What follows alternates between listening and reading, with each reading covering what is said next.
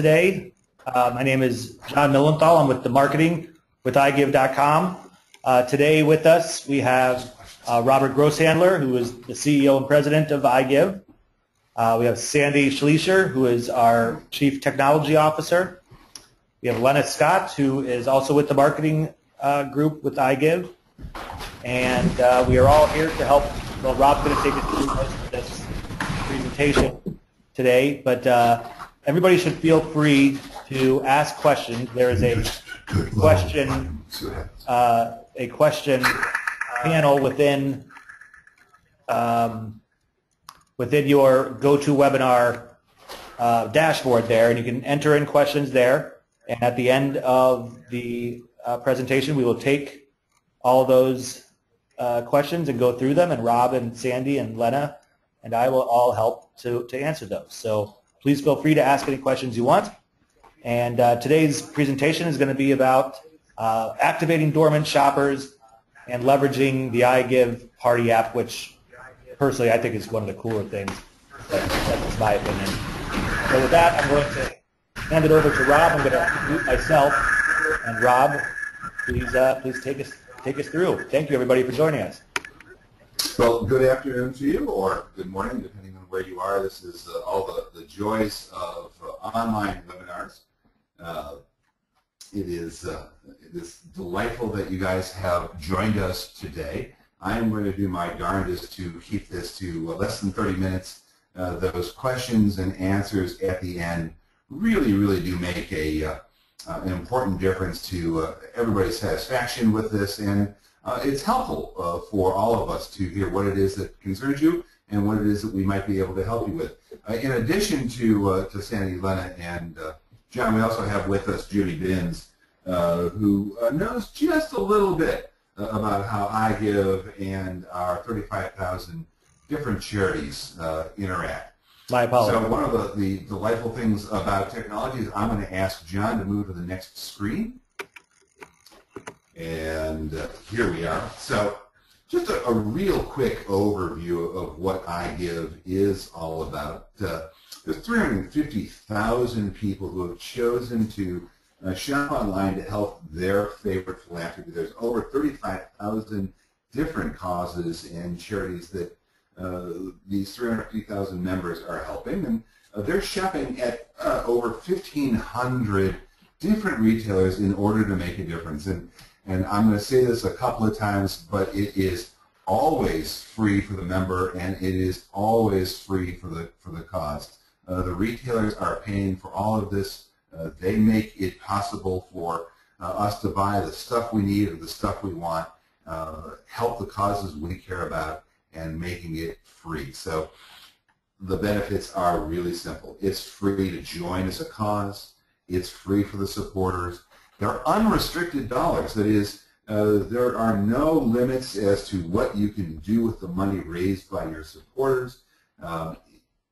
There's another sort of hidden benefit in all of this, right? You as a cause, if you're out shopping for office supplies or you have to buy a trip to go to a seminar someplace, you use iGive and you're going to be raising money at the same time. So it's sort of a doubly good benefit.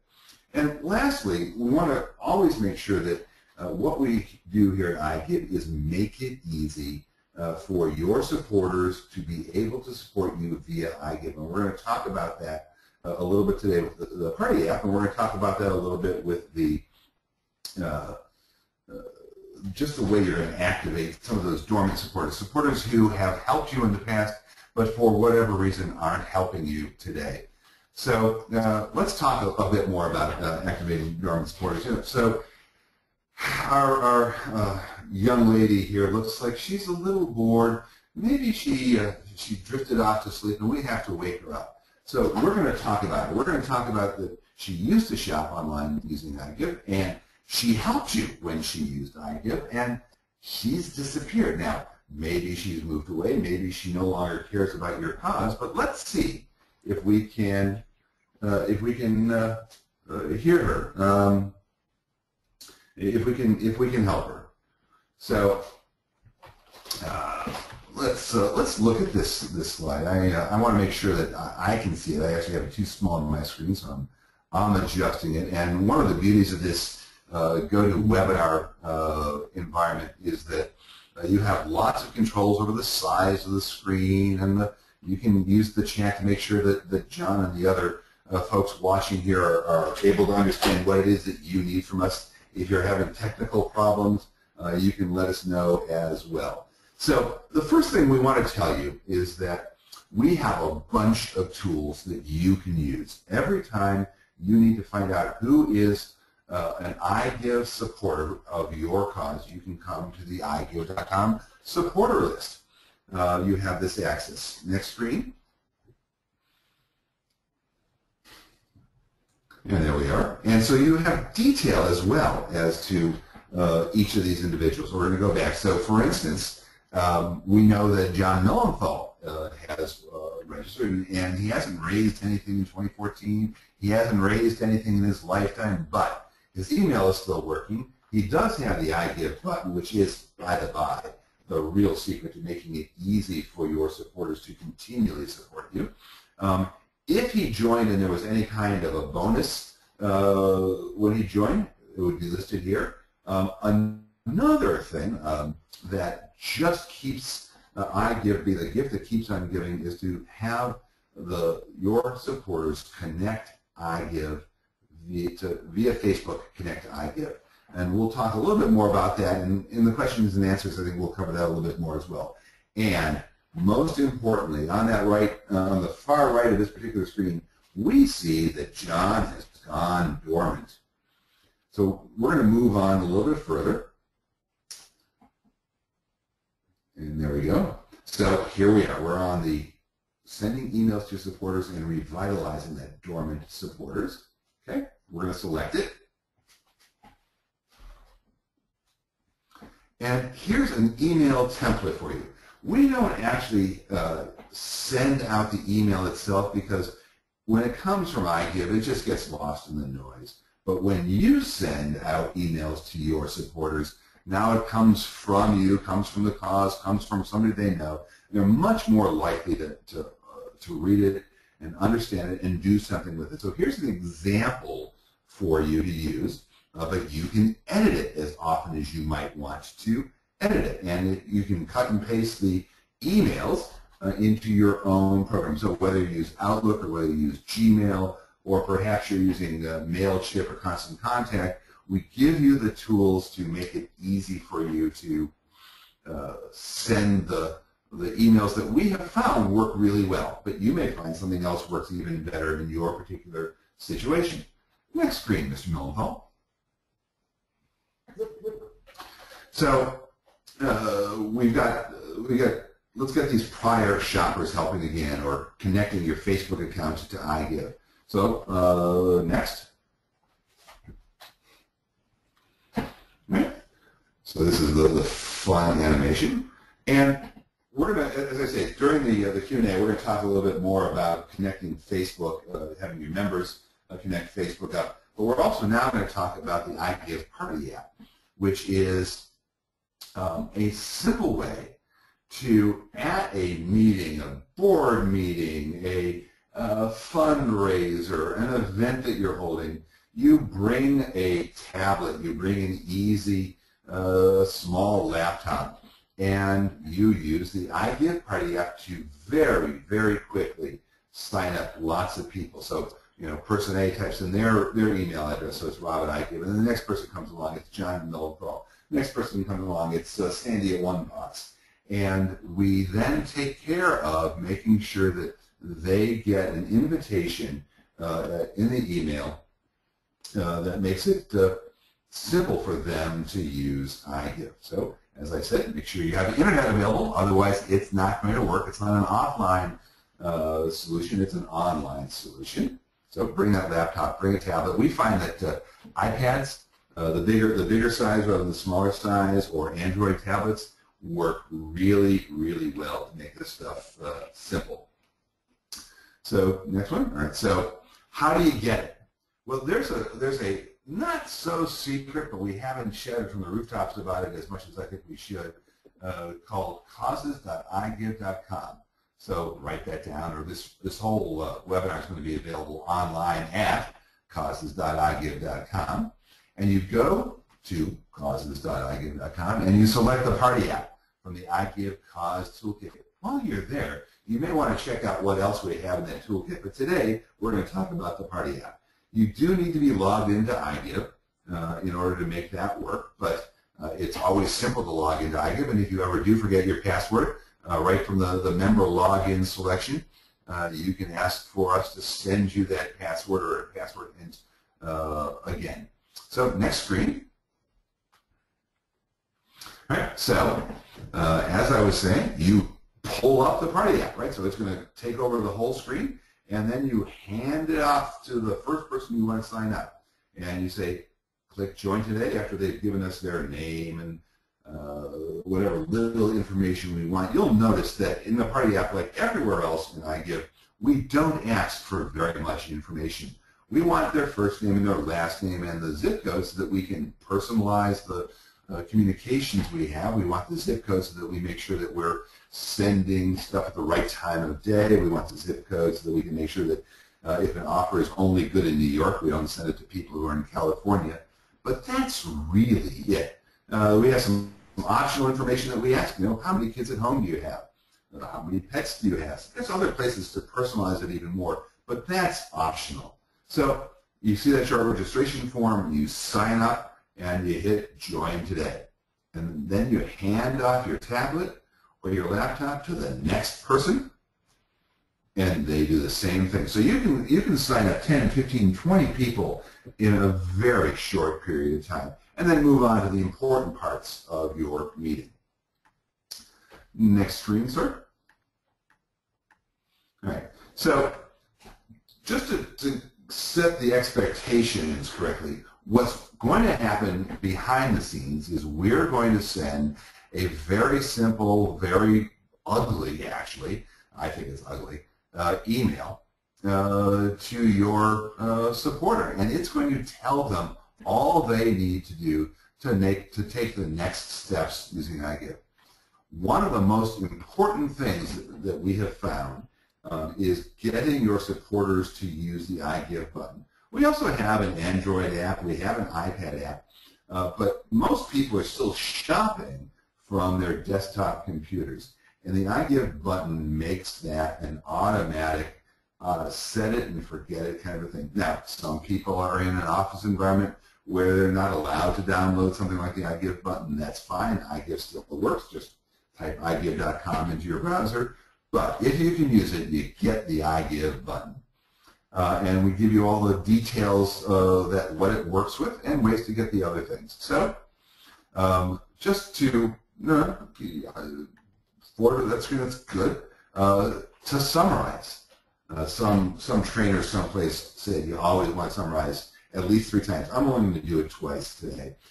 Use the data that we give you to figure out who you should be contacting, because we want to be very polite. We don't want to hit people over the head if we don't need to. We don't want to hit them over the head too many times. But use that data to figure out who you're going to talk to. We give you lots of examples to use, whether it's an email or Facebook or other things, so that you don't have to start from scratch. And then you help remind them that iGive is a happening thing. It's really important at this time of year, because 40% of the money that's going to go to your cause is going to be raised in the next 3 months. The holidays are coming. Winter holidays are coming. And I don't care if it's Kwanzaa or it's Hanukkah or it's Christmas or it's just the winter solstice that you want to celebrate. People are in a good mood. They're caring about causes. They want to help. You need to make it easy for them to help. We need to make it easy for them to help. And now's the time to do it. So the other thing we're going to summarize is leverage that iGive PartyApp at your holiday events. Make sure you bring that laptop. Make sure you bring that tablet, and make it easy for people who want to help you to help you. We're now on to the most important part of this, the thing that I think folks are finding most valuable, which are the questions that you might have. And we've got some great people on the line. John's going to be looking at those questions, and he's going to be saying, well, Sandy, this sounds technical, or Jimmy, this sounds hard, or Rob, this sounds easy, and giving each of us questions to answer. So I'm going to hand it off to John. Thank you, Rob. Sorry for the control there wasn't the best of my abilities. My apologies for that. So first off, there's a couple people that are asking, is this presentation going to be made available later? Yes, it will be made available later at causes.igive.com. We'll be uploading both the slides and a recording of this session today. Okay, so first question. One of the stats, I guess, that we showed that there are 10 people per cause. Is that the average? What is the average amount that each charity makes per year? That's a great question. Thank you for asking it. The average amount basically has a simple answer. The active online shopper we're finding is raising over $100 a year for her cause. So if this is a person who shops a lot and shops online, that's $100. Now, if you never shop online, that's going to be $0. So when you try to figure out how much money your particular cause may raise, figure out how many supporters you have who are online and shoppers, and multiply that by $100. Rob, may I throw in a little stat here for you from the cause perspective? Sure, please, Jimmy. We've found that if you get around 10 or more members who are active, you should start seeing a check coming to you every month. Those causes who reach the marker of 100 active members are starting to see yearly postings of $2,000 a year. That's wonderful. That's great. Okay, Penelope has a question here. She has been very active with the July promotion that we had, which is great. Thank you, Penelope. So she got supporters to sign up during the July $5 promotion. It said that we had $105 that would be coming to Pause Rescue Group.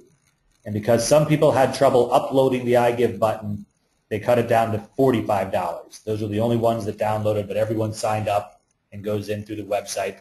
Can you explain why the rescue won't get the 105? I guess it's more of a question of the technical issue of getting the button to load properly.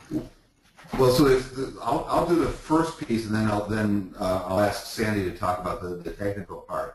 But the first piece is that because we know that people who have the button are successful, this promotion was designed to make sure that we reward those people who successfully install the button.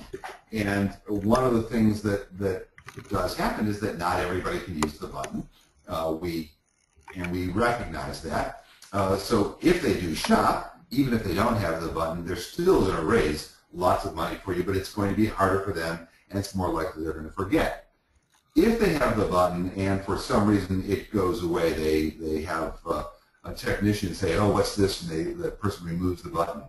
Just drop us a line, go to support.igive.com and say, we had a problem, something didn't work right, somebody took off the button, they were wrong, please, please, please, give us back the $5 because we're going to continue using the button. And Jimmy and his staff will make sure that that does happen. But the last piece of it is the technical piece. And I'm going to ask Sandy to talk about what it is that you can do to make sure that the button does install correctly and it continues to work appropriately.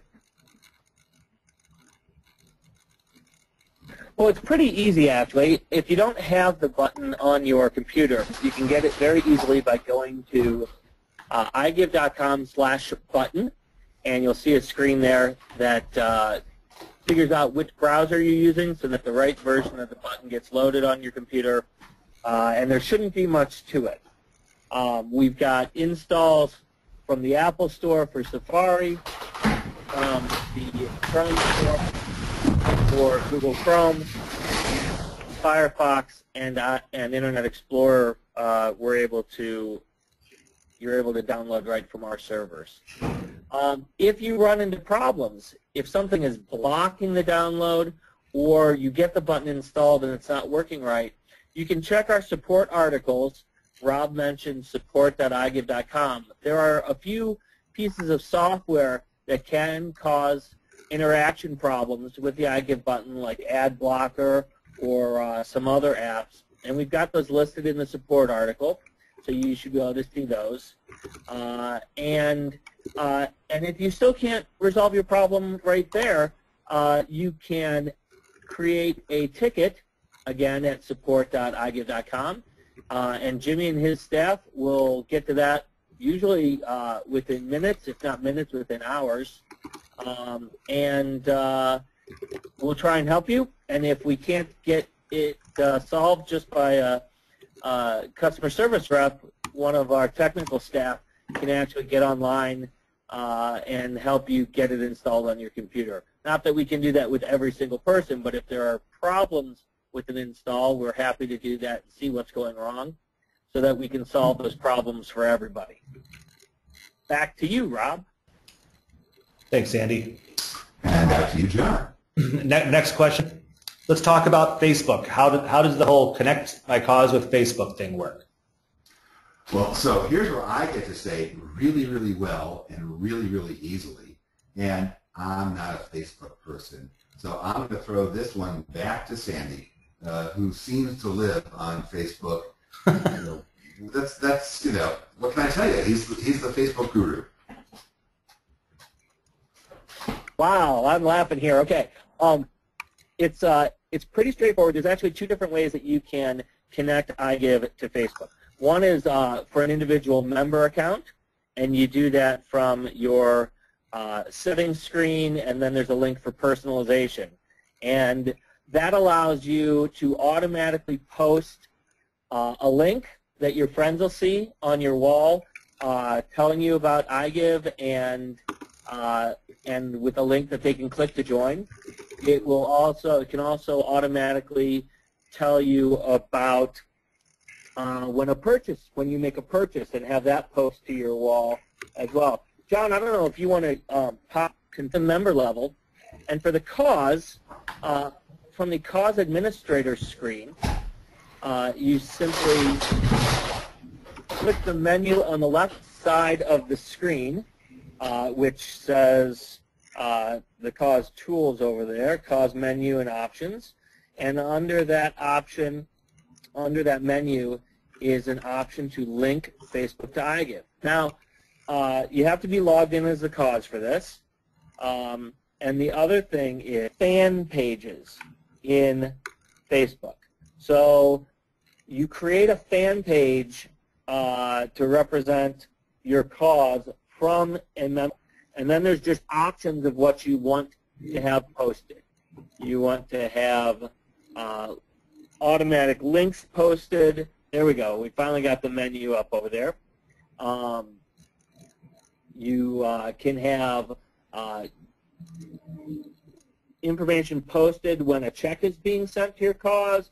You can get a monthly recap, and we're always adding new options there. All of the options are configurable on your end. You choose what you want displayed to your fan page and how often you want it done. Back to you, John. Thanks, Andy. Okay, next question. I'm going to unmute Rob. All right. Next question. So here's a cause that did not sign up with iGive until late in July, and she is wondering whether a promotion like July's, or the $5 thing, is going to be repeated anytime soon. So the simple answer is depends on what your definition of soon is. We do promotions from time to time during the year. We have found that we don't talk about them until about 2 weeks prior to them actually happening.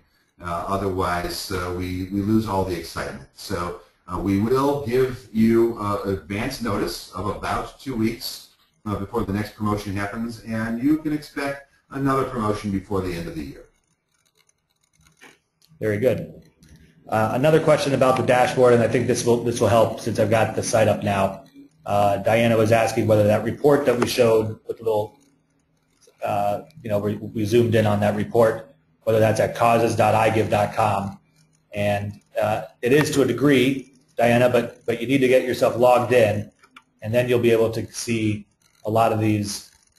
Oh, I need to have my password and stuff. But that's where you'll get to see all of your dashboard stuff. Rob, I don't know if you want to talk a little more about that. No, I think you've got So once you're logged in, right? Once you're logged in, you can drive down, and John was showing you the all that data. And there's more there than we're talking about today. And again, it's remember the old lonely Maytag repairman ads. Jimmy and his staff really actually like to hear from people when they have an issue or a problem or a question. We have this wonderful knowledge base full of support articles and pretty pictures that, again, Jimmy and his staff have spent lots of time making it easy for you to figure out if it's not intuitive from our website, and it's for some people it is and some people it isn't. Hopefully a different way of talking about it from our knowledge base will help you. And if that doesn't work, just submit a support ticket, and generally we're really fast at getting back and helping people. okay. Another question. Is the donated money sent via check or directly deposited to my bank account? Via check. And how remarkable is it when you communicate all the causes are getting checks today? It is the single, excuse my bad grammar, funnest thing we do. We send out an email to the causes and the members who have helped those causes, and all of a sudden we have 200, 300, 400 people on our site just saying, oh, this is wonderful. They go to our Facebook page and they post thank you notes. They send emails to the administrator of their causes saying, have you gotten the check yet? Have you gotten the check yet? We do it once a month, and we look forward to it with great glee. Okay. Another question. When did iGive start? 1997, 17 years ago.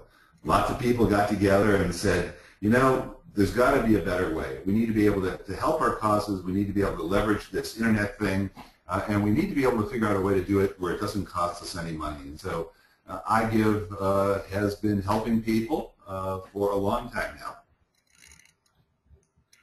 now. Okay, before I get to the next question, I'm going to flip the screen over to Sandy so that he can show screens and stuff like that. And we apologize, people. Everybody's all in different places today because of the start of school and colleges and stuff like that. So I'm going to switch over to Sandy so he can show some things as more questions come through. And I do encourage everyone on the call, please ask any questions you want. Rob is an open book when it comes to this stuff. So here you go, Sandy.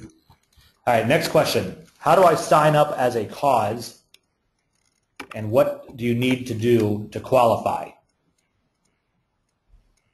Well, I'll take while Sandy navigates to that, I think I can actually answer that question.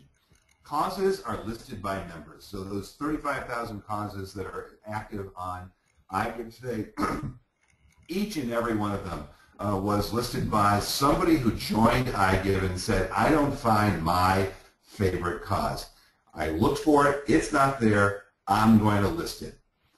That's all that's required to be a cause at iGive, with one great big asterisk. You have to have a working email address, and you have to have a mailing address in the United States or in Canada. You don't have to be a registered 501c3. It can be as small as Mrs. Smith's third grade classroom, or it can be as large as American Lung Association.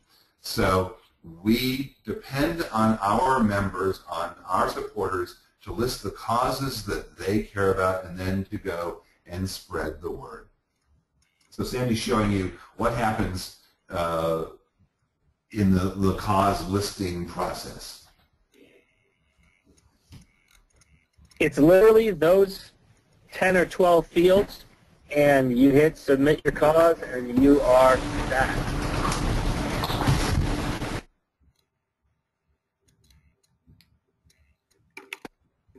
Thanks, Sandy.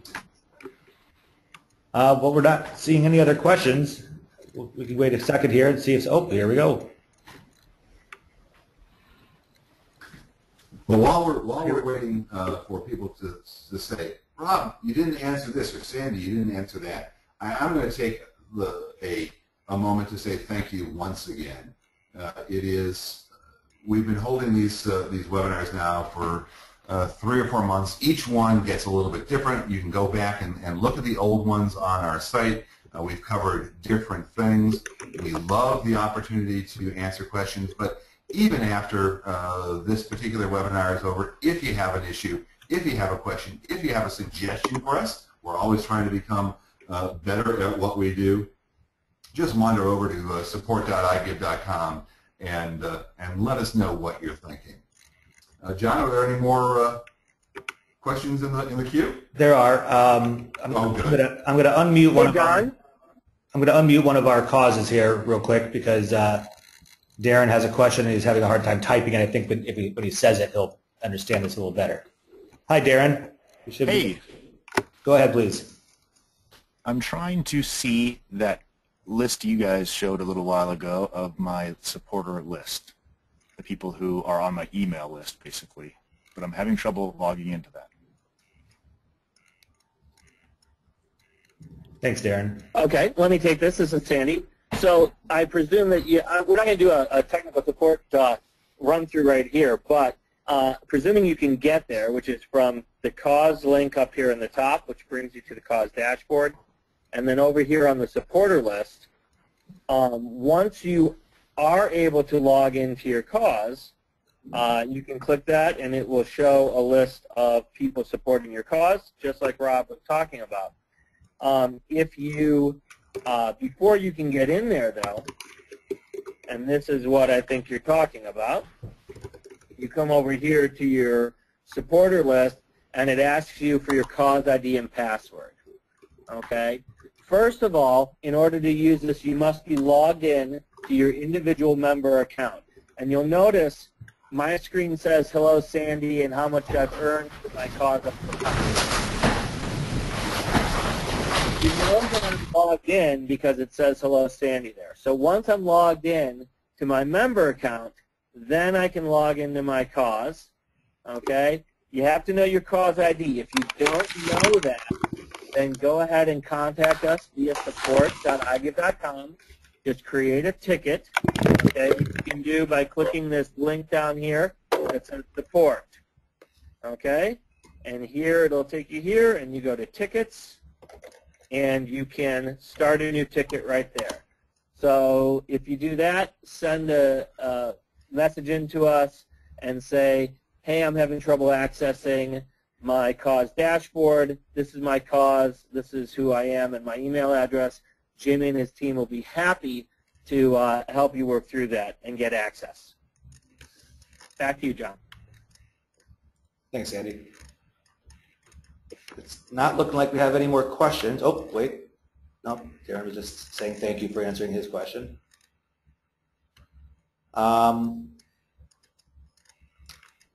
If anybody else has questions, please feel free to post them or raise your hand. Otherwise, man, Rob, you did a good job this time. Not that many questions. We have a lot of people on. Let me go to the Facebook screen because people were asking about that and show that. So now, for the cause I support, the Facebook connection is already set up, and you can see when you come in here, it shows you that it's been verified and everything is good. Here are some of the options we have for posting to your fan page about how iGive is helping your cause. So like I mentioned before, you can do registration links. You can show supporter activity. So that might say that Lena made a purchase at Macy's and helped her daughter's skating organization with the donation. You can also do a monthly recap, which will say how much your cause has earned over the course of the month. And of course, when we post checks, that's a fantastic way to make sure that your supporters know that what they are doing is really helping. So we really encourage you to make sure that you do the checks. That's once a month, so it's not very invasive. If you do ever run into problems, you can delete the connection and reset it, and at any time you can post a test message, which is going to post one of these registration links to your fan page so you can see what that looks like. There's, in addition to the causes.igive.com, there's lots of options here from your cause dashboard right on the iGive site. You can see there's a link here to the party sign-up page that we were talking about, as well as lots of other things. And on the other side, there's lots of options as well that will help you know where to go to do various tasks that you might want to work on as the cause administrator. Great. All right, a few more questions have come in. Nanette wants to know, can a cause have multiple administrators?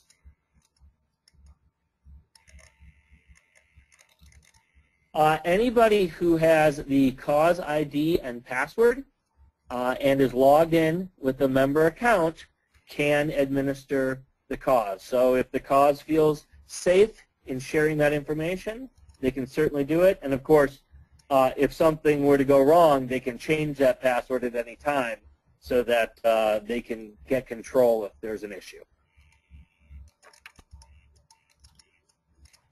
Okay. Rob, this one is probably for you here. Do you have any ideas for an internal motive to get more supporters? Well, internal motive, more supporters directly equals more money, right? So the more people who join iGive to support your cause, support your charity, the more money you're going to end up with. The more people who have the iGive button, the easier and more probable it is that that's going to happen.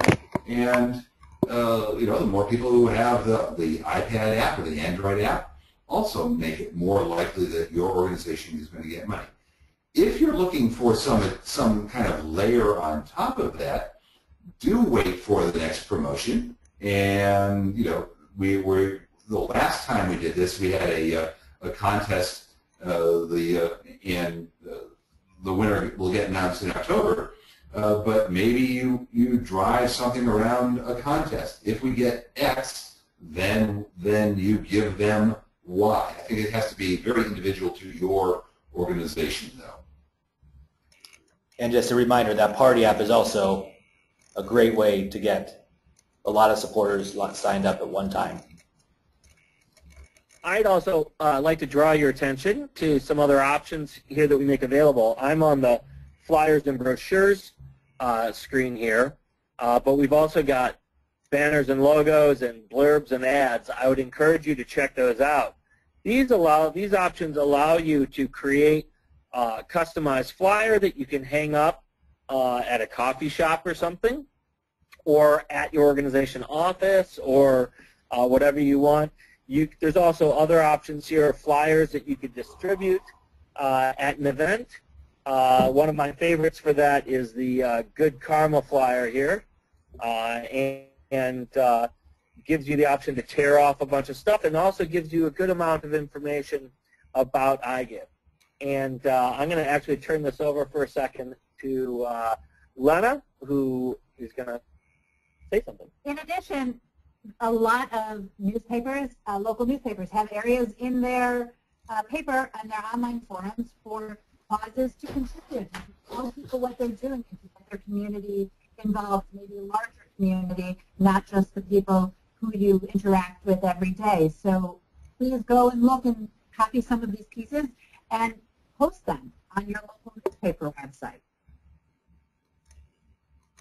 Thanks. Okay, so Darren has another question here, and this is an interesting one, Rob, because I know there's been a lot of changes within the retail industry as to why this happens on some sites. So he's asking, do supporters actually have to use the app or go through iGive.com to shop? It seems that most of the websites will pop up a link that prompts you to use iGive. Well, so that's because Darren has taken our advice and is using the iGive button.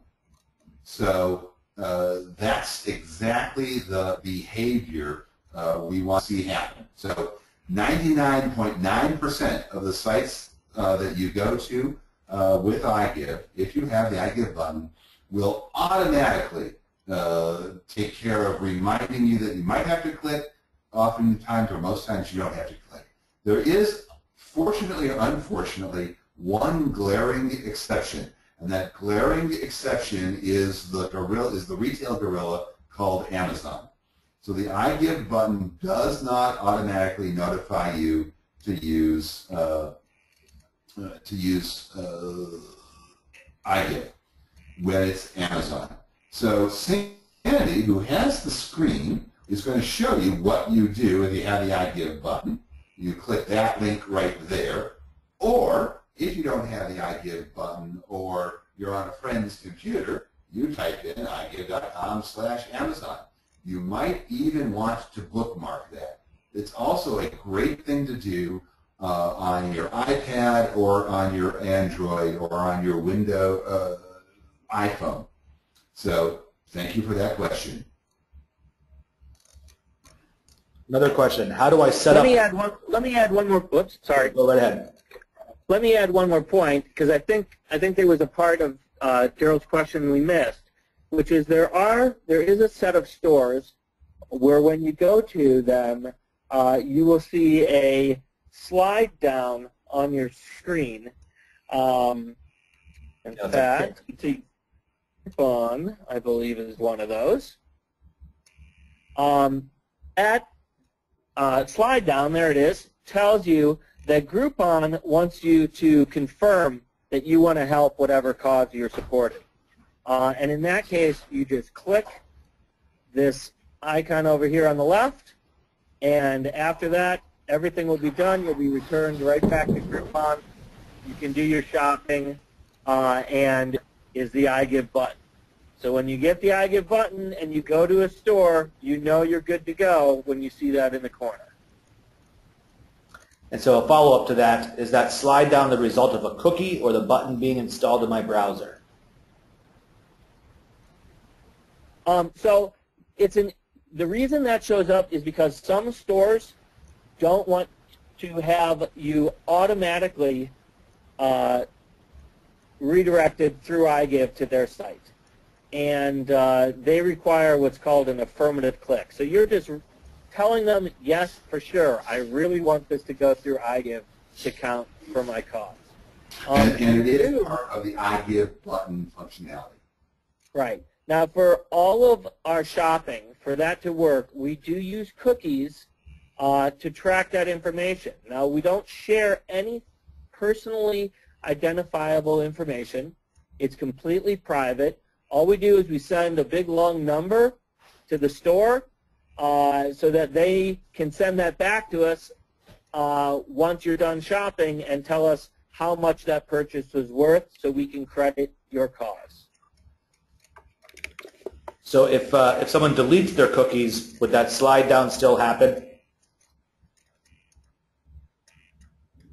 The slide down will still happen, but if you delete your cookies, you might actually lose the ability to have your purchases tracked and earn money for your cause. So a little bit more than that. If you delete your cookies and then go to use iGive, iGive is not going to know who you are, so we're going to ask you to log in again. And that's probably the greatest case.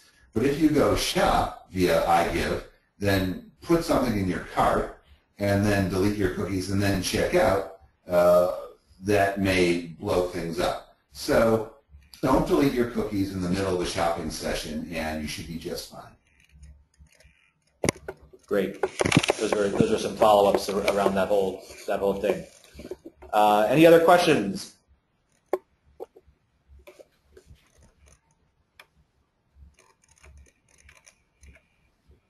Oh, I'm sorry. Someone did that. Brenda had a question. How do I set myself up as an administrator? Mr. Schleicher? If your cause is already listed with iGive, then just open a ticket on support.igive.com, and Jimmy and his staff will get you switched over as the administrator. Really easy, especially if you've got an email address from that cause, and include a phone number so we can call you. If you are not, if that cause is not yet listed with us, it's very easy to list your cause. At the footer of almost all of our pages, you'll see this link called Info for Causes, and if you go there, there's some information about how much has been raised and what causes have been listed recently. It's actually some nice information because we've got some causes here that have been earning an awful lot of money just in the last 90 days. But to answer your question, you click on this Get Started Now button, and that'll take you right through the cause listing process.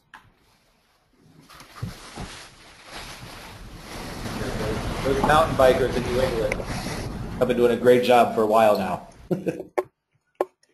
Okay, any other questions, please?